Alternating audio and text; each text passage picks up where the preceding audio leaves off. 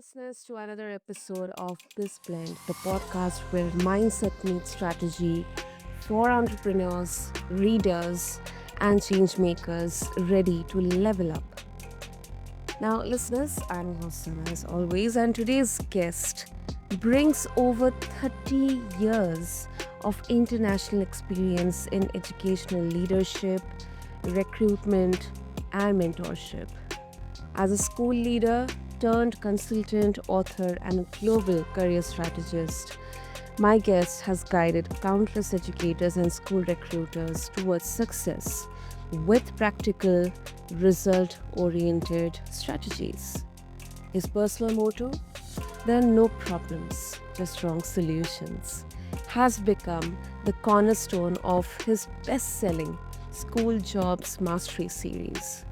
So, whether you are in education or business, today's conversation will give you sharp tools to rethink hiring, leadership, and career navigation in a competitive market.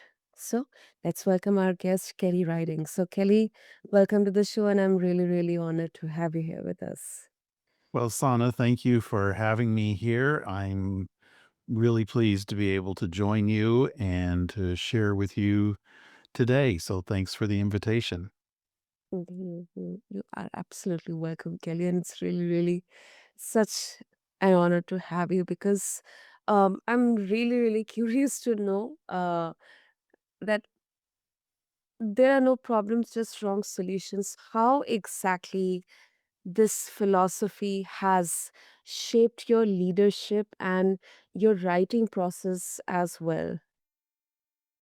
Well, that's a motto of mine that I've used for a very long time. I'm a complete believer in that, and I actually believe that people, there's two types of people in the world. There's either problem solvers or problem bringers, and I definitely am the problem solver type.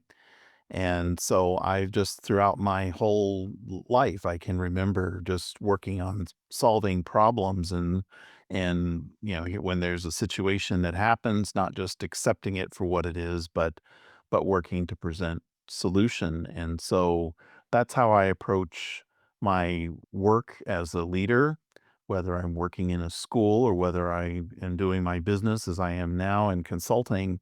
It's problem solving, and I do that every day. And so, certainly, as a writer, I have to problem solve as well. It's a little different now because maybe since I'm not working in schools, I'm not working as much with people and individuals, but I still face problems every day that I have to figure out how to counter and how to work around. And that's what all of us have to do when we're working in business or working in whatever our professions are. We face problems all the time. And so it's the mindset that we adopt about being a problem solver. And, in my case, what I'm thinking about is just, there are no wrong there's no bad answers. It's just sometimes you just don't have the right thing in place. And so you've just got to figure out what that is and work around figuring out what the problem is and addressing it. And it works every single time. And I love how this mindset it flips the script from reactive to be being proactive. Um, so, in your experience, Kelly, what's the number one mistake school recruiters they make when they are trying to attract top talent? Um, I mean, if you can also highlight if there are more than one, and how can these loopholes or mistakes they can be fixed? Well, that's, I think, is a question when you talk to most school leaders who do hiring, they're often going to bring up the topic about sometimes they've made some hires that have not been very good ones. And where I made those same mistakes just like other leaders in schools have done. And at some point, if we're problem solver, we have to look at problems as a collective, and we have to say, okay, if these things are happening enough, then the problem isn't the things that are coming at us, but rather we're the problem. Something that we're doing is not right. And so that's what I finally encountered. And I realized that, well, the problem in making some poor hiring decisions wasn't because just there was only bad candidates out there. It was something within what I was doing that wasn't a good part of the process. And I think the same thing is true for other leaders as well. And so for what when I started approaching the problem, trying to figure out how to solve it and to figure out what to do about it, I realized that the biggest problem that I face, and I believe other leaders face too, is the way we go about doing interviewing. Instead of looking at attitude for candidates and how does that attitude match with our organizations, instead, it we tend to focus on skills. And skills are actually eas easily learned in most cases by employees.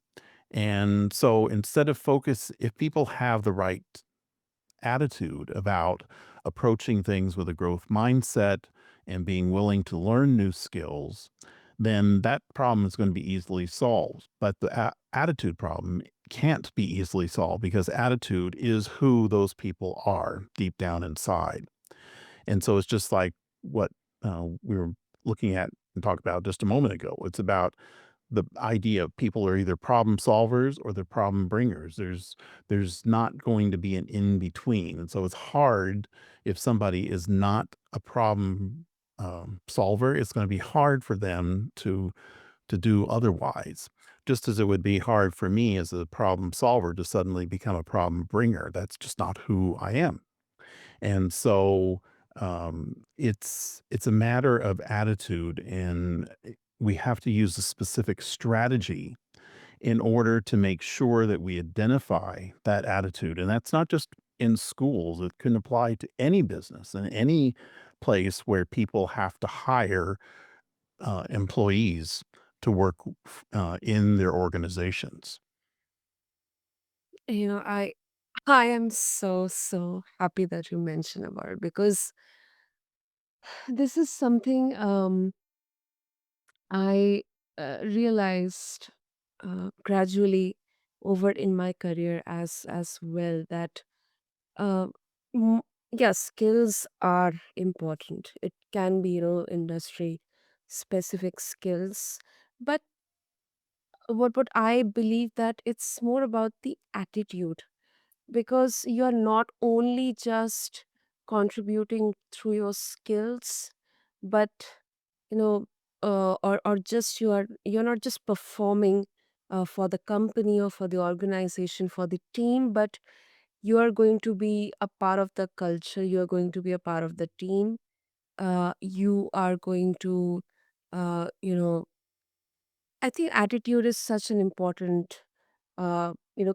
criteria, if we talk at an Uber level, and this is something I've really realized gradually, Kelly, and I'm so happy that you mentioned about it, because most of you're absolutely right. It's not only about the school or the education industry, but I think if we talk at an Uber level, most of the interviews, they are mm, mm, more focused on the experiences and the skills. But I believe very strongly that the conversations and discussions should be more about, attitude, Yeah. uh, kind of thought process they have. Absolutely, Sana. I had done I looked at a study that was done by a well-known author by the name of Mark Murphy, and he had looked at 20,000 different employees that had been hired. And he discovered that in a period of, I think within 3 years, that half of those people had left their job that they had been hired for. And the reasons for those people leaving, 85% of it was about attitude. only 15% related to skills. And so when people have the right skills, or the right attitude rather, they're going to be able to figure out the skills. But as leaders, we have to figure out what are the attitudes that we need to have in the employees in our organizations. And so the attitudes aren't necessarily going to be the same for every organization. We have to figure out what's part of our work culture, just like you just mentioned about the importance of work culture. And so we have to figure out what is valuable and necessary for that in order to find the right people and hire them to come into our organizations. Absolutely. Absolutely. Oh, okay. Oh, great, great. Kelly, and your books, your courses, I mean, you have written Teach or Lead Abroad, and you also have created the gift hiring method. Yes. Um, so it is focused on both, these are focused on both job seekers and school recruiters. Mhm. Um, what's Are there any specific or just one maybe universal principle that both sides they tend to overlook in this hiring dynamics? Well, I think it connects to similarly to what we've just been mentioning, but I think that really the for the job seeker, I always emphasize that prioritize finding the right school, not necessarily the job. And I think for the person who's recruiting, they have to prioritize finding the right person that fits the team, not just filling the position. And they're kind of if you think of it sort of like a coin, there's two sides to every coin. And when the school and the educator match, then it makes good sense, just like it does for any business. Everybody who hires employees, they need to find the right match for their organization. That's going to be the most successful employees that they have.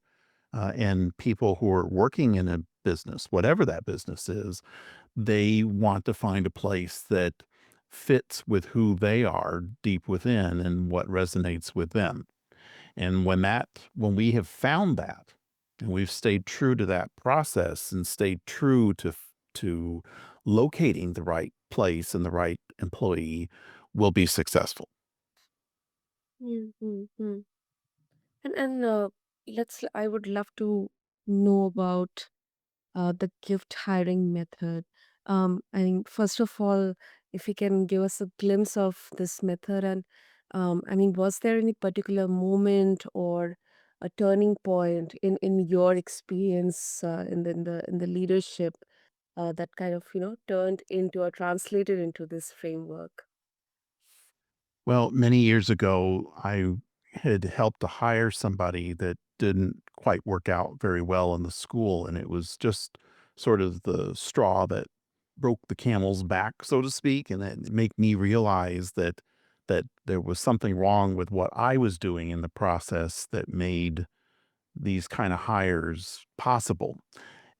No leader goes out to try to make a bad hire. We all put our best faith effort into doing it, but sometimes it doesn't work out. And so why did that happen? So I began researching to figure out what I could do differently. And so the process that I developed, which has now evolved into the gift hiring method, is one that has developed over years of putting this into practice. So it involves identifying um,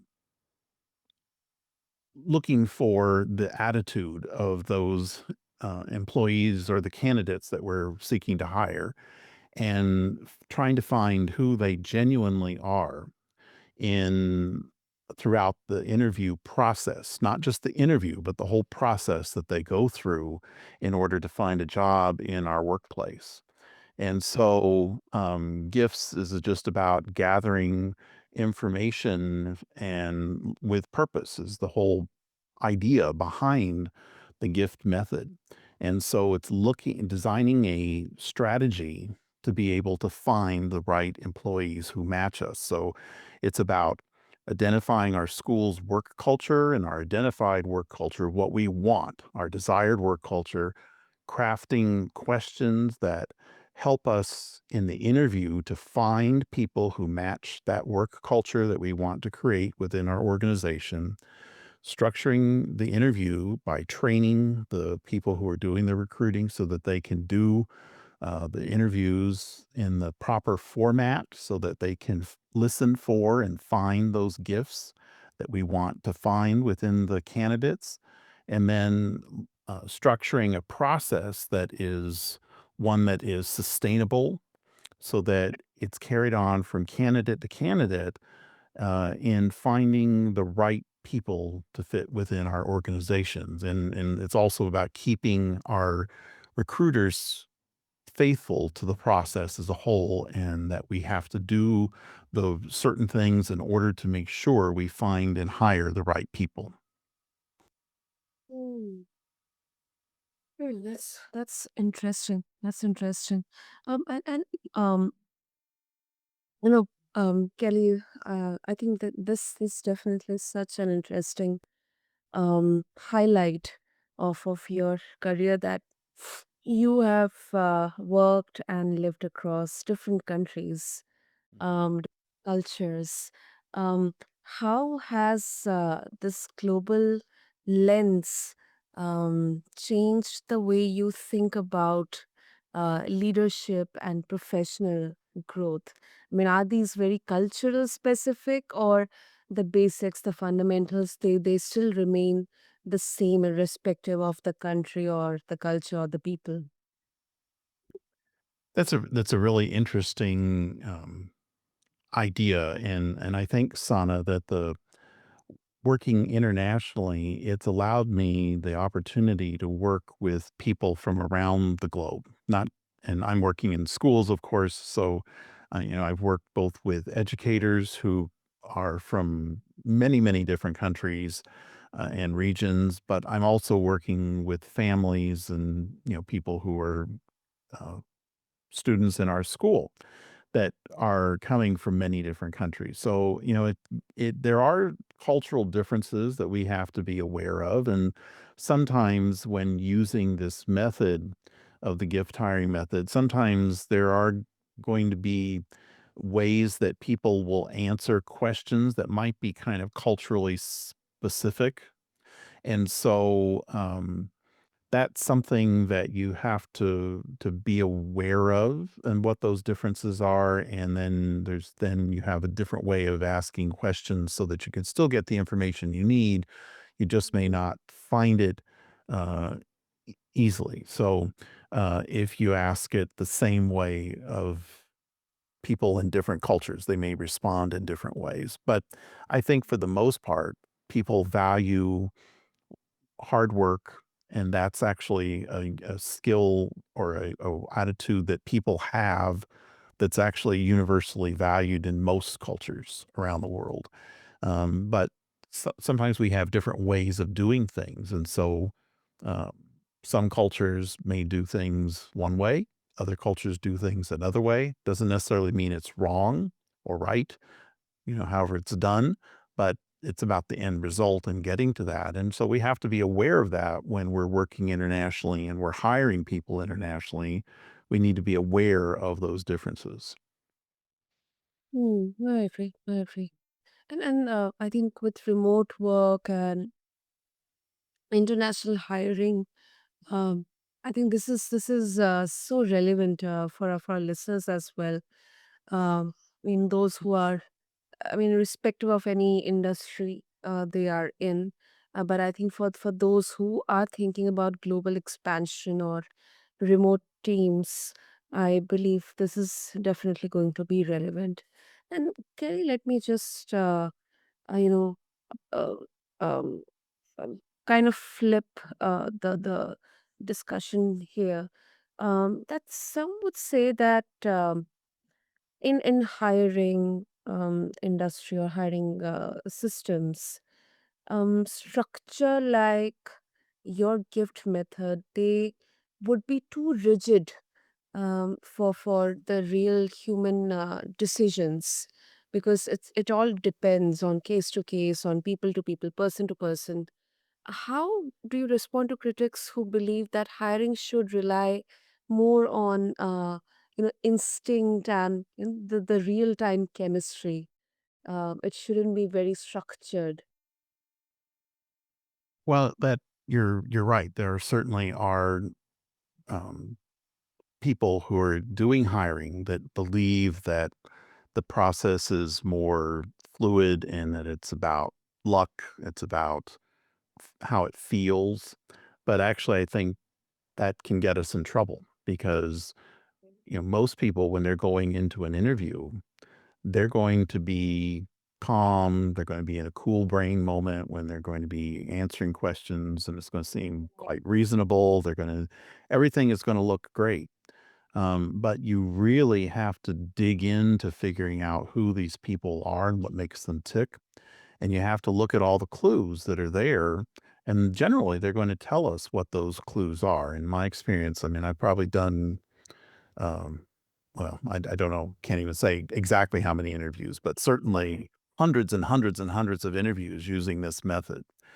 And always, though, those attitudes can come through. And then we have to then look at it and figure out, okay, which are the ones that are these, they're what I call red flags. And you have to look at what are those red flags and why are they there and what do they mean? And sometimes they're not necessarily going to be a problem, but we have to dig into it a little bit and figure out what it is. And sometimes they are going to be a problem. And we have to figure that out. Certainly, how we feel about people when we're talking to them is important, but it's not the only thing. And we can't get fooled by those feelings because everybody, whether we're a candidate or whether we're a recruiter, we walk into an interview with the best of intentions. But sometimes a place just isn't a good fit. It's not a good match for us. And we have to figure out, uh, what are the good matches and how to get there. And so it takes more of a studied process to be able to do it. We have to have a little flexibility because not every situation is the same. We have to use our judgment sometimes about what do those flags mean. But in the end, we've got to make a decision based on what's best for our organization. And that's where we have to go to the science of the method. Yeah, that absolutely makes sense. Absolutely makes sense. I think another thing I'm just thinking of as well, Sana, is that we have to understand the psychology of how we are thinking, both as recruiters and as business owners, and how candidates are thinking as well when we're looking for a job. And so we as recruiters probably are we want to fill a position. We want to be as a quick and get it done and move on to other things that are maybe more interesting or fulfilling for us. And that that kind of wanting to rush to get that done and completed can sometimes be okay because it gives us a sense of urgency, but it can also cause us to make mistakes. And we have to be aware of that we don't want to rush to finish it just to get it done, just to check a box. But rather, we've got to be aware that we've got to make the good decisions and keep our true to our process in order to make it work for us and our organizations. And as candidates, it's the same thing. We can walk into an interview and we just want to get a job. And so we overlook the fact that, well, maybe this place has some warning flags, but I want a job and I want to get a paycheck and I'm worried because I've either don't have a job or I'm going to be out without a job very quickly and I've got to find something. And so then I'm going to be in a rush and make some decisions that maybe aren't in my best interest in the long run. Cause then once I've made a rush decision and then I go, oh, this place doesn't really fit me very well.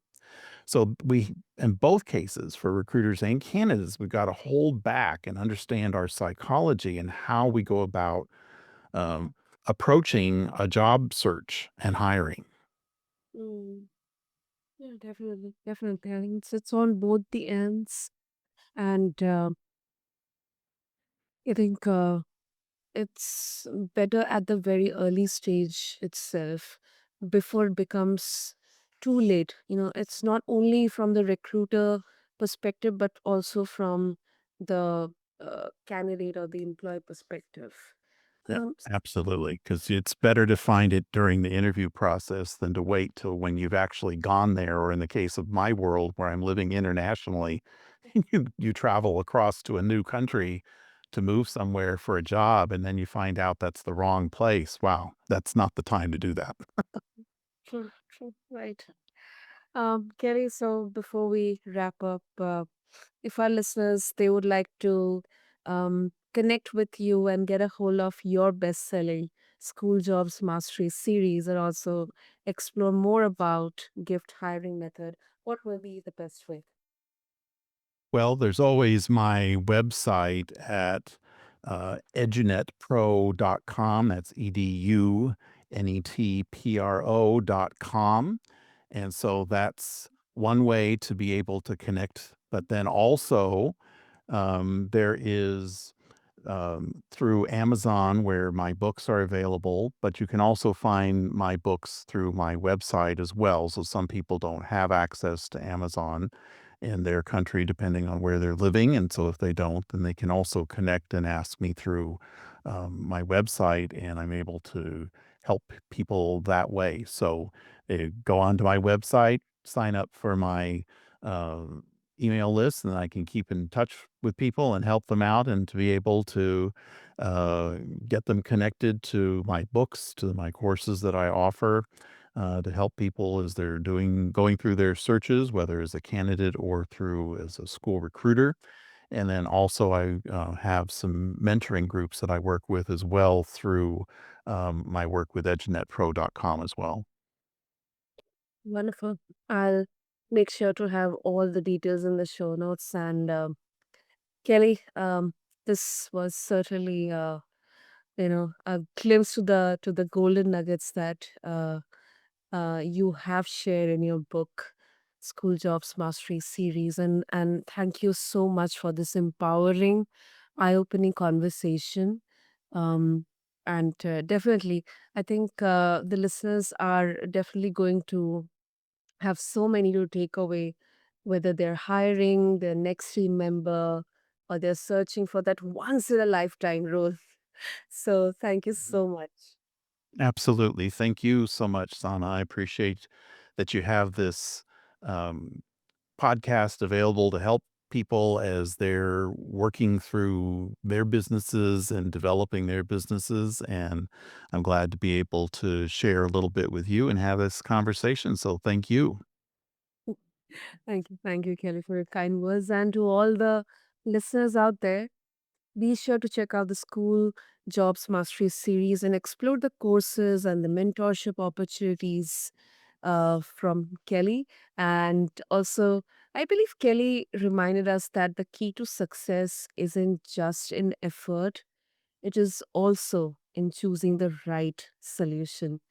Until then, this is BizBlend, where business meets breakthrough. Until next time, keep blending strategy with soul. And I'm your host, Sarah, signing off. Thank you.